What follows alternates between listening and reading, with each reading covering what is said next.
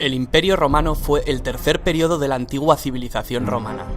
El primer periodo fue la monarquía y el segundo la república. Repasemos muy brevemente el origen de Roma. Según la tradición romana, el origen de Roma se remonta a los hermanos gemelos Rómulo y Remo, que de bebés fueron amamantados por la loba Capitolina. Más tarde, Rómulo mató a Remo y fundaría la ciudad de Roma sobre el monte Palatino, convirtiéndose en su primer rey. La forma política de Roma será la monarquía hasta que fue expulsado el último rey, Tarquinio el Soberbio.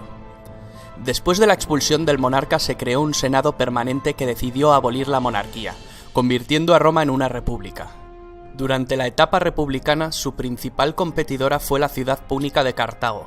Las guerras púnicas llevaron a Roma a salir de sus fronteras naturales, en la península itálica, y a adquirir poco a poco nuevos dominios que debía administrar, como Sicilia, Cerdeña, Córcega, Hispania y Liria. Fue en ese momento, al comienzo mismo de la República, cuando las conocidas siglas SPQR, Senatus Populus Quae Romanus, algo así como el Senado y el pueblo romano, se convirtieron en el símbolo de Roma.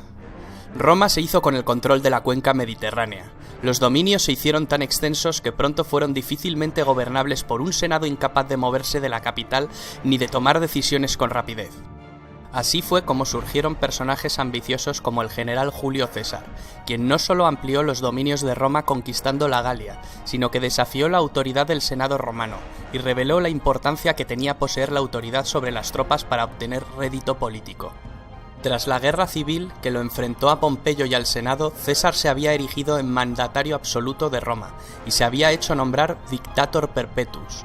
Tal osadía no agradó a los miembros más conservadores del Senado romano que conspiraron contra él y lo asesinaron durante los idus de marzo, dentro del propio Senado, lo que suponía el restablecimiento de la República, cuyo retorno sin embargo sería efímero. El precedente no pasó desapercibido para el joven hijo adoptivo de César, Octavio, quien se convirtió años más tarde en el primer emperador de Roma, tras derrotar en el campo de batalla primero a los asesinos de César y más tarde a su antiguo aliado, Marco Antonio, unido a la reina Cleopatra de Egipto, en una ambiciosa alianza para conquistar Roma. A su regreso a Roma, el poder de Octavio fue enorme, tanto como lo fue la influencia sobre sus legiones. En el año 27 a.C. se estableció una ficción de normalidad política en Roma, otorgando a Augusto por parte del Senado el título de Imperator Caesar Augustus. El título de emperador, que significa vencedor en la batalla, lo convertía en comandante de todos los ejércitos. Formalmente nunca aceptó el poder absoluto, aunque de hecho lo ejerció. Aseguró su poder manteniendo un frágil equilibrio entre la apariencia republicana y la realidad de una monarquía dinástica. Los primeros emperadores desde Augusto hasta la muerte de Nerón, es decir, entre el 27 a.C. y el 68 después de Cristo, formaron la dinastía Julio-Claudia. El reinado de Nerón se asocia comúnmente a la tiranía y a la extravagancia. Se lo recuerda por una serie de ejecuciones sistemáticas, incluyendo la de su propia madre y sobre todo por la creencia generalizada de que mientras Roma ardía en un gran incendio, él lo contemplaba desde la distancia tocando la lira. Tras el periodo del 68 al 69, el año de los 4 emperadores, dio paso a la dinastía Flavia. A los Flavios le sucedieron la dinastía de los Antoninos, que trajeron la época dorada. En esta época, a lo largo del siglo II, el imperio alcanza su máximo esplendor. Destacar la figura del emperador Trajano, nacido en Hispania. Fue el primer emperador romano nacido en una provincia de Roma. Fue un gobernante eficaz y querido por su pueblo. Bajo su reinado el imperio alcanzó su máxima expansión.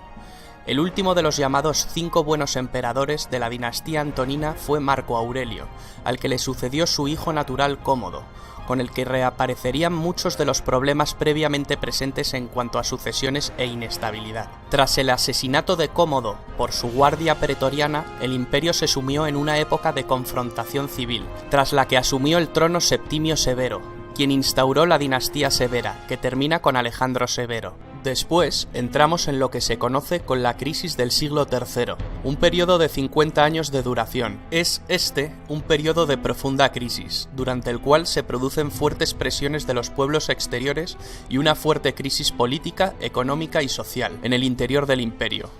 Tras una fase de anarquía militar en el que la seguridad y la unidad del imperio se habían visto gravemente comprometidas, Diferentes emperadores de origen ilírico y danubiano lograron reunificar el imperio y sentar las bases para restablecer la situación. Esta crisis se estabiliza con el ascenso de Diocleciano, que llevó a cabo un importante programa de reformas. El emperador Diocleciano comprendió que el imperio era demasiado vasto para gobernarlo en circunstancias tan graves, y decidió trocearlo. Esta época es conocida como la tetrarquía, o gobierno de 4. Implicaba que el gobierno del imperio se repartía geográficamente entre 4 gobernantes. Este sistema fue útil mientras estuvo al mando, pero colapsó en el momento en que éste abdicó. La gran persecución de Diocleciano fue la última y quizá la más sangrienta persecución de cristianos en el Imperio Romano. El sistema de la tetrarquía desembocó en una lucha entre gobernantes en la que solo podía quedar un emperador. Este fue Constantino el Grande, legalizador de la religión cristiana por medio del Edicto de Milán en el año 313. Convocó el primer concilio ecuménico universal en Nicea, en el año 325. En este concilio se unifican los dogmas y se sientan las bases del credo oficial. Se considera que esto fue esencial para la expansión de esta religión. Constantino fue el primer emperador cristiano. En esta etapa se produce el traslado de la capitalidad del imperio a la antigua ciudad de Bizancio, reconstruida y ampliada por decisión del emperador que pasó a denominarse Constantinopla. El imperio poco a poco fue entrando en declive. El emperador Teodosio I hizo de la religión católica la religión oficial del imperio. Tras su muerte, en el año 395, llega por fin la división administrativa del Imperio Romano en 2 mitades repartidas entre sus 2 hijos. Arcadio recibió el Imperio de Oriente y Honorio recibió el de Occidente.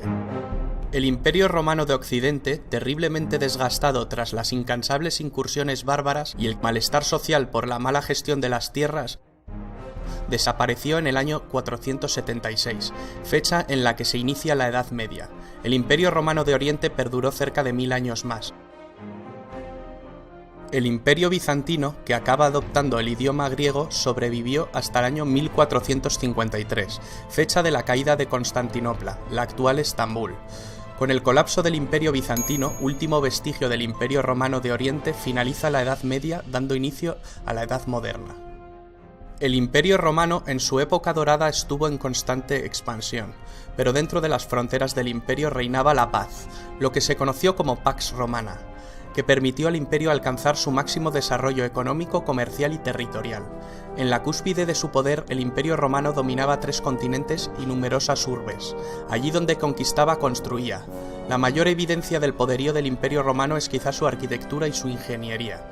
Anfiteatros donde se presenciaban espectáculos de luchas de gladiadores, circos donde se realizaban carreras de cuadrigas, teatros que vieron representaciones de tragedias y comedias, termas, acueductos, calzadas, templos para los dioses, basílicas para administrar justicia. Porque no solo nos dejaron un gran legado arquitectónico, una de las mayores herencias fue quizá el derecho romano, uno de los más importantes cuerpos de legislación de la humanidad, y sin duda alguna el primero de Occidente y base del derecho actual. El Imperio Romano consiguió dominar una vasta extensión territorial, con unas mismas costumbres, un mismo modus vivendi para una ciudadanía multiétnica. Este dominio territorial no fue posible sin el ejército más poderoso del mundo, y sus unidades de infantería, las legiones. Durante el Imperio el ejército estaba formado por 30 legiones de unos 5.300 hombres cada una. Cada legión se dividía en 10 cohortes, y estas a su vez en centurias. La centuria era la unidad básica de infantería, formando la espina dorsal de las legiones. Cada centuria constaba de 80 hombres y era comandada por un centurión. Para entrar en la milicia, una condición indispensable era ser ciudadano romano. Los esclavos lo tenían completamente prohibido. La sociedad se dividía en varios estamentos. Los ciudadanos romanos se dividían en patricios y plebeyos. Se denominaba patricios a las familias más antiguas de Roma, quienes formaban una aristocracia. Poseían privilegios. Al principio estas familias componían el grueso del Senado. Poco a poco, la descendencia de estas grandes familias fue desapareciendo.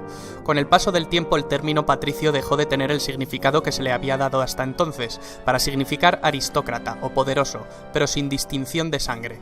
Los plebeyos solían ser campesinos, artesanos, comerciantes y también constituían el grueso del ejército. Luego estaban los esclavos. Los esclavos no tenían derechos de ningún tipo. Normalmente eran prisioneros de guerra. El número de esclavos en Roma llegó a ser enorme con la expansión del imperio. Se les obligaba a hacer los trabajos más duros. Se puede decir que su destino dependía de la benevolencia o crueldad de su amo. Muchos de estos esclavos eran utilizados para satisfacer las ansias de diversión del emperador y del pueblo. Los esclavos podían ganar su libertad de diversos modos. A los esclavos liberados se les llamaba libertos. Para bien o para mal, Roma está enraizada en nuestras tradiciones políticas, culturales y literarias, en nuestra forma de pensar. Es imposible entender la idiosincrasia de Occidente sin la civilización romana.